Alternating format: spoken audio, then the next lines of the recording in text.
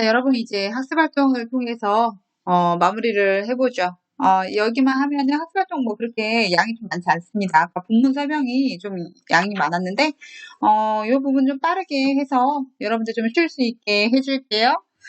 먼저 우리가 박지원에 대해서 좀 더 살펴보죠. 박지원 어떤 사람인지 조금 더 알아봅시다. 박지원 앞으로도 굉장히 자주 나올 거거든요.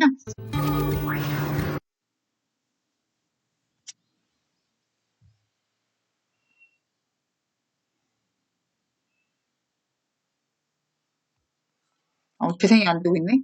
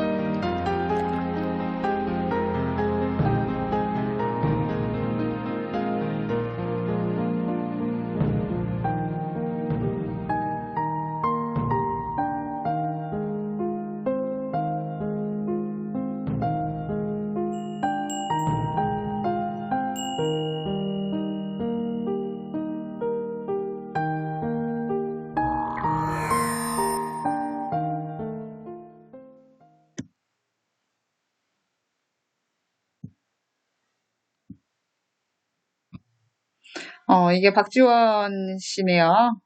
굉장히 가까운 사람들과 가족들과 그리고 특히 아내와 아들들에게 편지를 굉장히 많이 썼죠.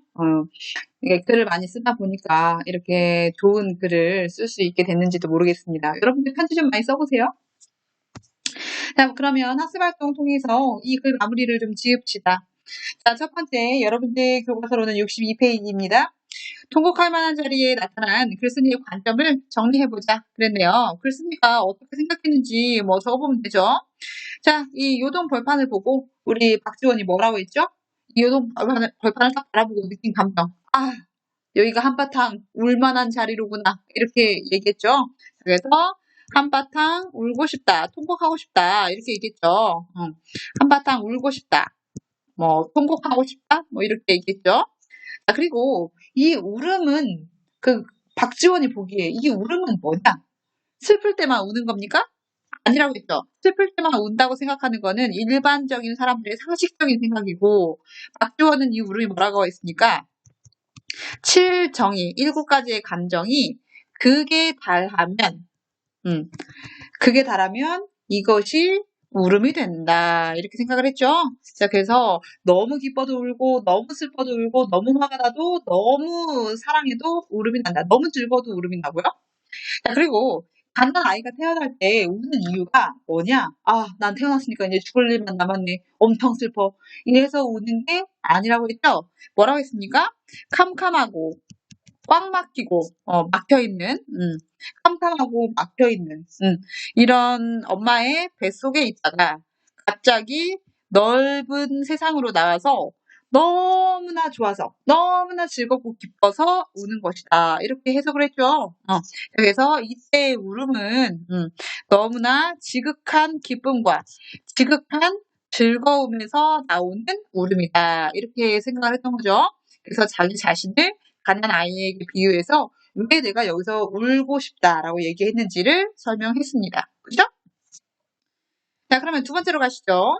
위에서 정리한 글쓴이의 관점이 참신하다고 생각하는지 친구들과 이야기해보자 그랬네요. 슬프네요. 친구들이 옆에 있어야 이야기를 하죠.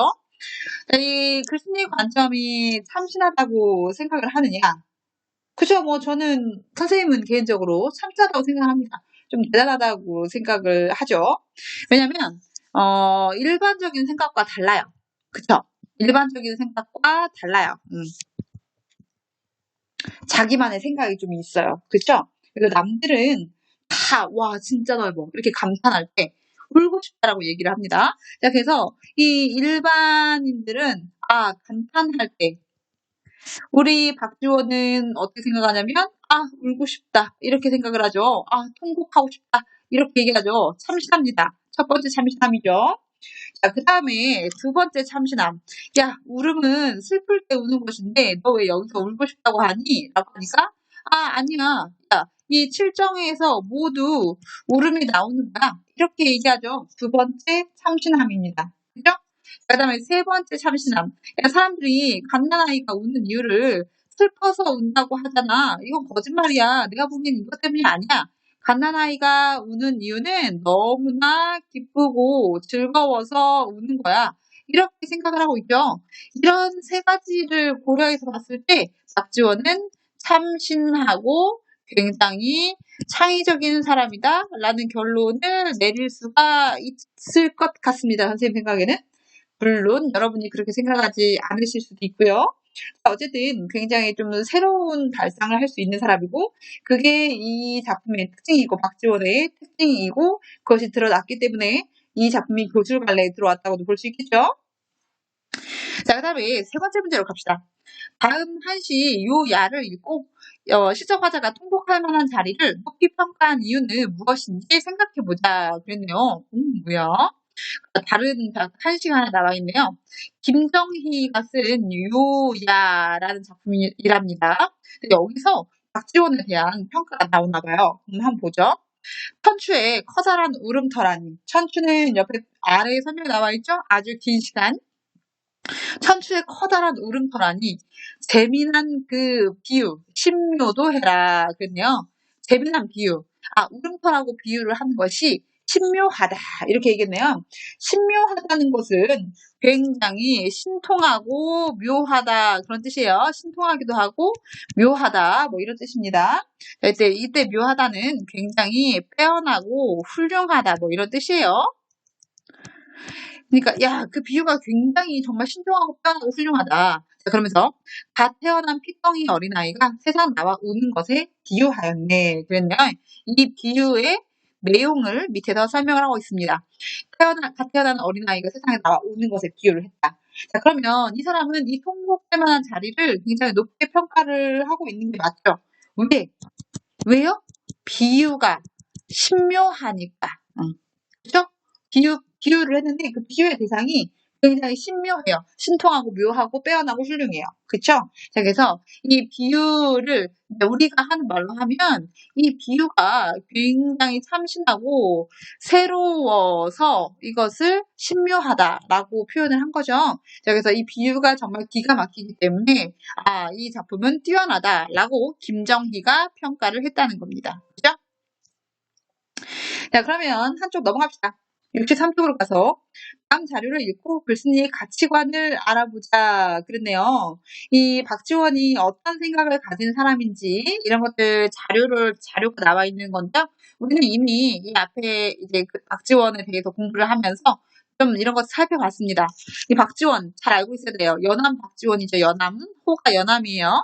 이 호는 연암이 뭐 큰 뜻을 가지고 있는 게 아니라 이 박지원 씨가 살았던 동네가 연암골입니다. 그래서 연암골에 사는 박지원 뭐 이런 뜻이에요.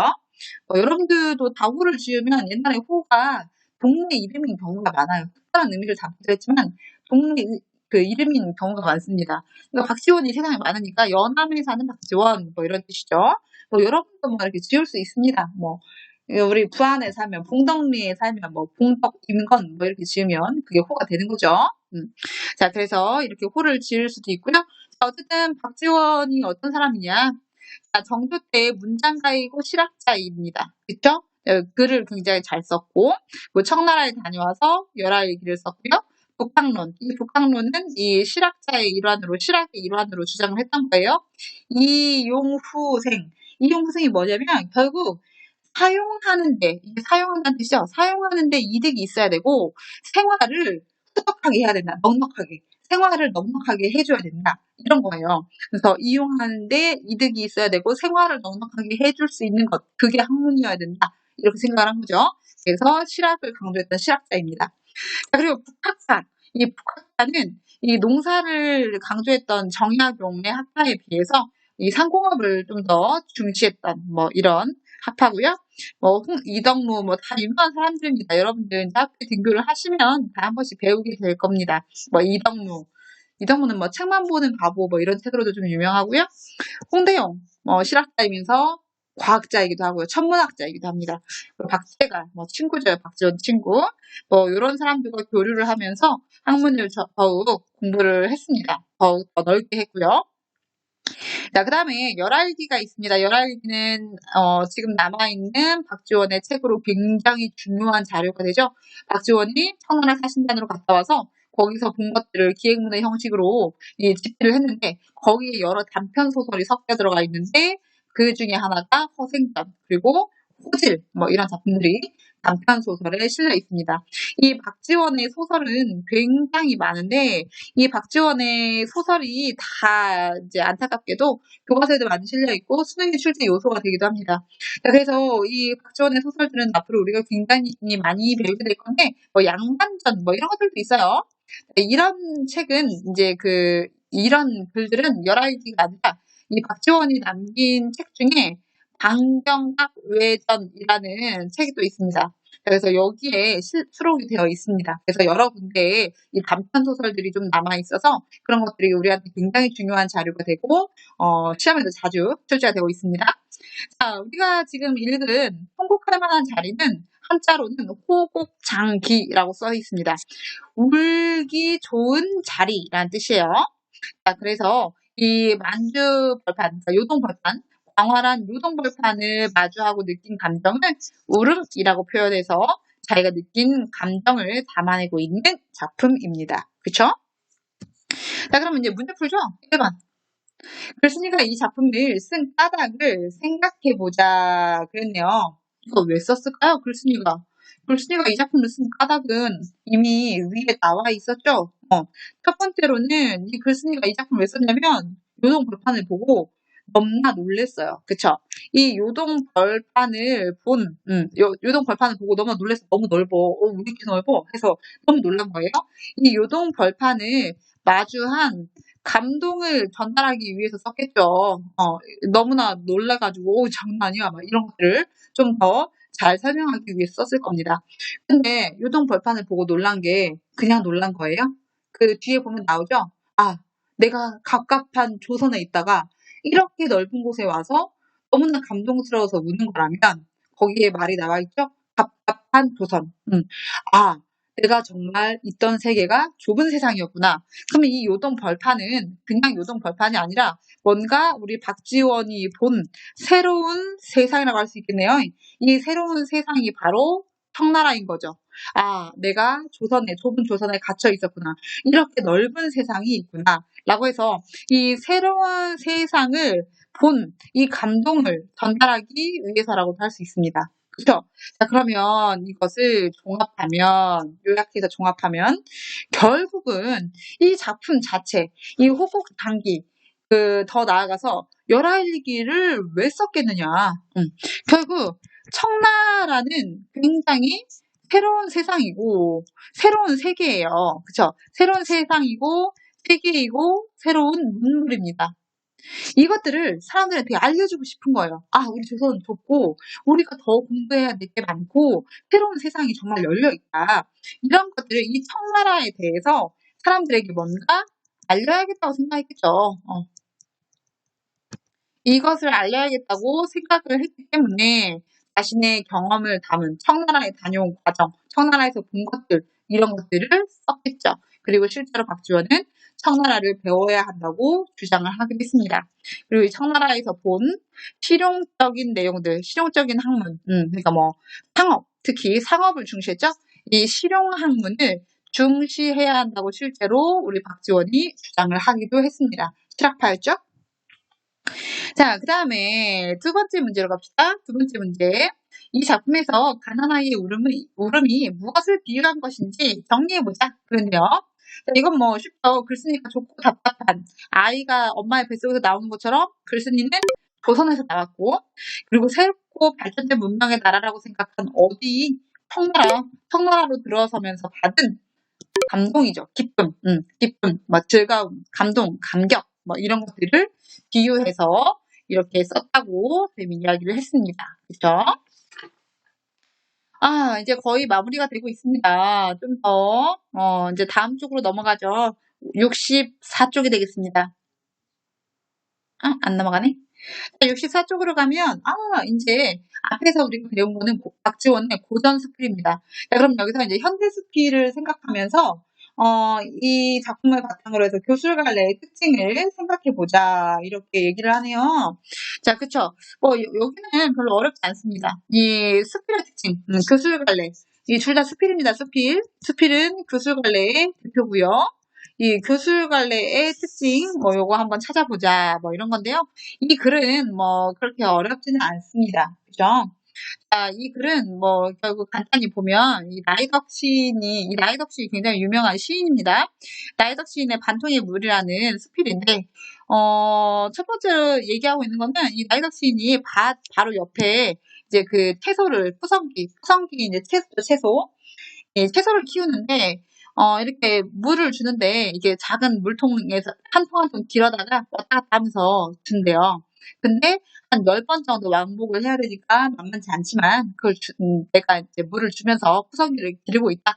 뭐 이런 얘기를 한번 하고, 자, 그 다음에 이제 두 번째 문단에서 얘기하는 거는, 물통을 들고 걸을 때마다 생각나는 사람이 있는데, 그게 우리 집 옆에 사는 어떤 할아버지래요. 근데 할아버지는 그 몸 반쪽이 마비되어 있어요. 그래서 걷는 게 자유롭지 못하고, 자, 그럼에도 불구하고 할아버지는, 뭔가 할아버지를 보면 이상한 평화 같은 게 느껴지는데, 이 몸이 흔들리면 물이 찰랑거리면서 다 쏟아져요. 그리고 결국 반통도 남지 않아요. 그런데도 이 할아버지가 계속해서 이렇게 왔다 갔다 하면서 이 밭을 돌본다고 합니다. 이 텃밭을 일군다고 하죠. 자, 그래서 이 할아버지의 모습에서 이상한 평화 같은 걸 느낀다. 뭔가 몸은 불편하지만 자신의 불편한 몸, 이 불편한 몸을 움직여요. 이 누굴 위해서 움직이죠? 채소를 위해서, 밭에 있는 것들을 위해서 움직이는 거죠. 이 불편한 몸의 희생을 통해서 뭔가 또 다른 생명을 길러내는 거. 그쵸? 이 또 다른 생명을 길러냅니다.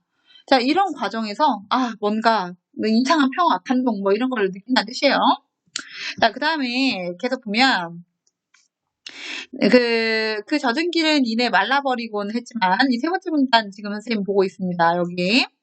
그 젖은 길은 이내 말라버리곤 했지만 나는 그 길보다 더 아름답고 빛나는 길을 별로 보지 못했다. 자, 그러면서 그리고 어느 날인가부터 나 역시 그 밭의 채소들처럼 할아버지의 발소리를 기다리고 하면서 자, 그러면서 이 3문단이었죠? 4문단 물통을 나르다가 이런 생각이 들고 한다 하면서 뭐 내가 10번 갈 것을 할아버지는 20번 가지만 이렇게 채소를 키우는 일이 할아버지와 크게 다르지 않은 그런 내가 안간힘을 쓰고 있는 애쓰면서 열정을 쓰고 있는 그런 일이다. 자, 그러면서 몸에 피가 돌지 않는 것처럼 문득문득 마음 한쪽이 굳어져 가는 걸 느끼면서 결뚝거리면서 그러면서도 남은 반통의 물을 살아있는 것들에게 쏟아붓고 싶은 마음 그런 게 이제 이 생명을 기르고자 하는 일이 얼마나 귀하고 가치 있는 것인지 뭐 그런 것들에 대해서 얻은 깨달음을 적고 있는 그런 작품입니다. 그래서 이 밭에 있는 푸성기를 기르는 것, 새로운 생명을 길러낸다는 것이 얼마나 가치 있는 일이냐, 뭐 이런 것들에 대해서 이야기를 하고 있는 작품이라고 할 수 있죠. 자, 그러면 지금 우리한테 물어본 거는 갈래의 특징이에요. 갈래의 특징. 자, 그러면 생각해 봅시다. 여기서 그 통곡할 만한 자리하고 이 반통의 물을 같이 두고 생각을 해보세요. 갈등을 중심으로 사건이 전개된다. 갈등이 있어요? 앞에서 정진사하고 박지원이 싸웠어요? 여기서 할아버지하고 나하고 싸웁니까? 아니죠. 갈등이 없어요. 수필은 갈등 없습니다. 갈등의 문학이 아니죠. 자, 그리고 개인적이고 진솔한 표현을 사용한다. 이건 맞죠. 그 박지원의 작품에서도 그게 개인적인 생각이에요. 그리고 나이덕의 반통의 물에서도 이게 나이덕 씨의 개인적인 생각이죠. 이것을 그러니까 그 밭에 물을 주는 것을 이런 생각을 하면서 주는 사람도 있고 그냥 호수로 주는 사람도 있고 그래요. 근데 이 그 물을 주는 행위를 통해서 거기에 뭔가 개인적으로 의미를 부여하는 거죠. 그러니까 이것은 굉장히 개인적인 생각이다라고 할 수 있어요. 그다음에 서술자가 있어요? 서술자 없어요. 이거 중요한 특징입니다. 교술관례에 서술자 없어요. 글쓴이가 그 나입니다. 그쵸? 서술자 없어요. 그리고 특별한 형식이 없고요. 수필하는 형식이 없고 그리고 이 교술관례의 중요한 특징 글쓴이의 개성과 가치관이 드러나야 합니다. 그쵸? 자, 그래서 여기까지 이렇게 해서 교술관례를 한번 살펴봤고요.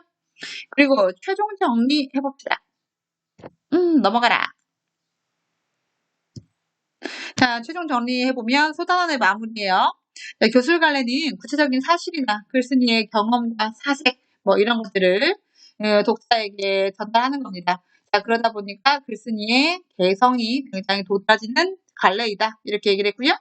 그 다음에 그 하위 관례에는 설기, 설기 이건 모두 한문 수필의 종류입니다. 여러분들 좀 더 공부하다 보면 배울 거예요. 일기, 편지, 기행문, 비평, 수필 등등등등 그 서정, 서사 그게 들어가지 않는 것을 다 교술관례에 포함시키면 됩니다. 그죠? 자, 그래서 수필의 특징 여러 번 했죠? 자신의 체험을 통해 깨달은 얻은 깨달음이나 감동, 교훈을 전달하는 거고 형식 자유롭습니다. 발상과 표현에서 글쓴이의 개성 드러나야죠? 이거 지금 여러 번 얘기하고 있습니다. 별표예요. 개성 드러납니다. 자, 그리고 주관적입니다. 왜냐하면 개인적인 글이니까요. 예, 그 주관적이고요. 그리고 자기 고백적인 성격이 드러나기도 합니다. 자, 그리고 좀 더 우리 세부적으로 통곡할 만한 자리에서 봤던 거. 박지원의 개성이 어디서 드러나느냐? 여기서 드러났죠? 한바탕 통곡하기 좋은 곳이다. 갓난아기, 그리고 칸날의 가, 이거는 고사를 인용한 부분 얘기하는 거예요. 고사 인용한 부분. 하면서 대상을 바라보는 독특하고 창의적인 발상, 비유와 구체적인 예시, 뭐 이런 것들. 뭔가 굉장히 독특하고 창의적이고 새롭고 이런 것들이 모두 글쓴이의 개성을 드러내는데 도움을 줍니다. 그죠? 자, 그리고 오늘 출석은 이걸로 하죠. 오늘 출석 체크입니다. 오늘의 출석 체크는 어휘 점검으로 하겠습니다. 그죠? 자, 그래서 이 어휘 점검하기에 리와 보와 마장에 대한 설명이 나와 있죠? 자, 그래서 이 단어를 밑줄 친 거리를 가까운 순으로 배열해 보라고 했는데요. 요 마지막 부분 어휘 점검하기 여러분들 풀어서 찍어서 댓글로 남기시면 출석으로 인정하겠습니다. 아셨죠? 자, 이렇게 하면 교실 갈래가 끝났습니다. 드디어 1단원이 끝났네요. 사실 1단원 끝나고 여러분들 수행평가를 하셔야 되는데 학교를 와야 수행평가를 하겠죠. 정말 마음이 답답합니다. 답답하지만 조금 더 힘을 내시고요. 조만간 개학이 좀 제발 좀 이루어지기를 바라면서 오늘 수업은 여기서 마치도록 하겠습니다. 수고하셨습니다.